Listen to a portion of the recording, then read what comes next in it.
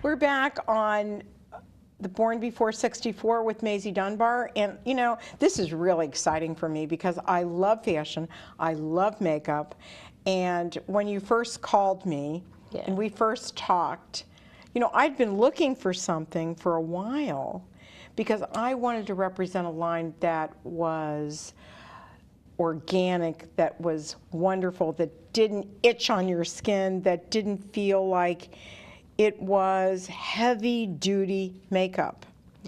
And I'm so thrilled with it because it's so light. Thank you. So when we took, right before the break, we talked about you went from being a nail professional. Yes. And you wanted something different. You wanted more for your son. Yes. How many days a week did you have to work to get to the point where you were, that you felt like you could support everything? We're still doing that. We're working now. No, just kidding. Right. I worked pretty much about 7 days a week. I saw clients back then 5 days a week, and then the other days I worked on my business. I did my own marketing, I did my own promotions, I did my own everything. Even as much as some of the grassroots things that I did back then, I still do it now, like a second day callback after I have a new client. I was calling them, truth be told, I was calling them because I was scared that the nails had broken. So I would call back and say, how are your nails doing today? And I would offer them a complimentary polish change a week after they got a full set of nails. So nice. Just so I can see what I needed to fix. So you weren't that confident of yourself? I was not, to be quite honest. I had just gotten out of, I came from corporate, for God's sake, Kathryn. So I wasn't very confident in my skill set back then. And how old were you again then? 23. That's probably the reason why, right? Yeah, probably. Was your mom surprised? My mom was not surprised that I went into beauty, but my father was more or less disappointed. Disappointed in you? Yes.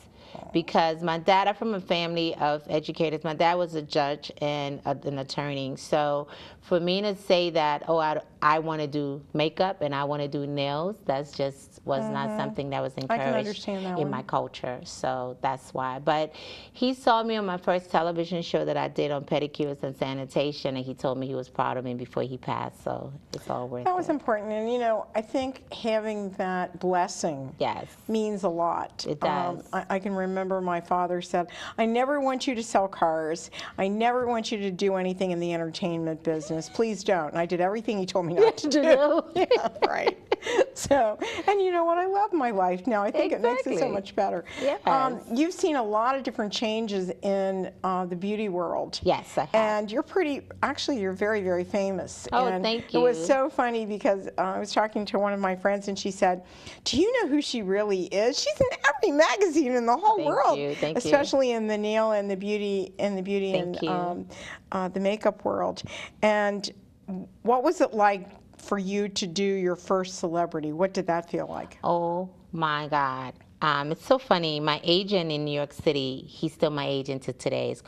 His name is Ken Barboza, and his company is called KBA Agency. And my first shoot was in his office. Back then, you know, they would shoot Polaroids on the nails. So every time I would be so excited about going to New York and showing him my work, he'd be like, not good enough, not good enough. I couldn't rep you yet, not good enough.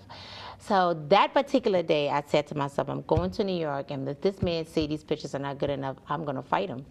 So I got there. Of course, they weren't good enough. But while I was in his office, he had a call for a magazine shoot the next day. So he said, he put the person on hold, and he said, Maisie, can you do it? I said, sure. I didn't even care.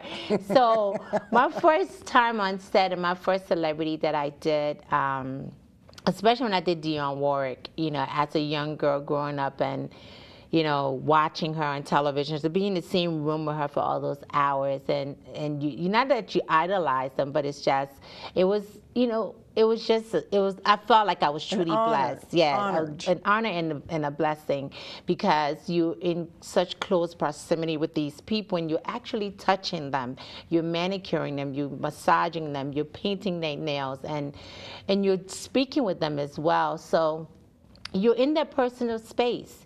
So to have watched her and know that she's such a legend, and to be in the same company to do her, I was very, very fascinated, and I felt like, wow, this is amazing.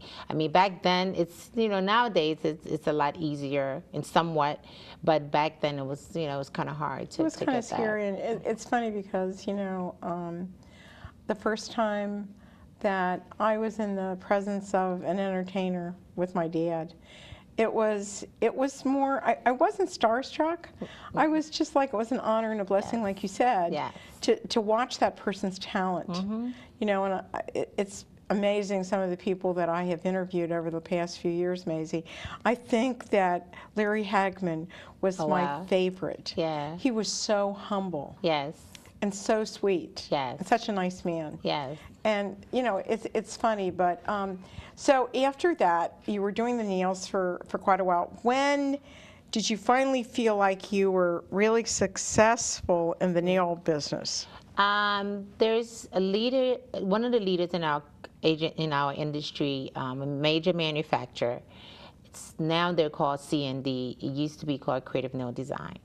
And I was judging a competition in Atlanta, and she was also one of the judges, and the owner.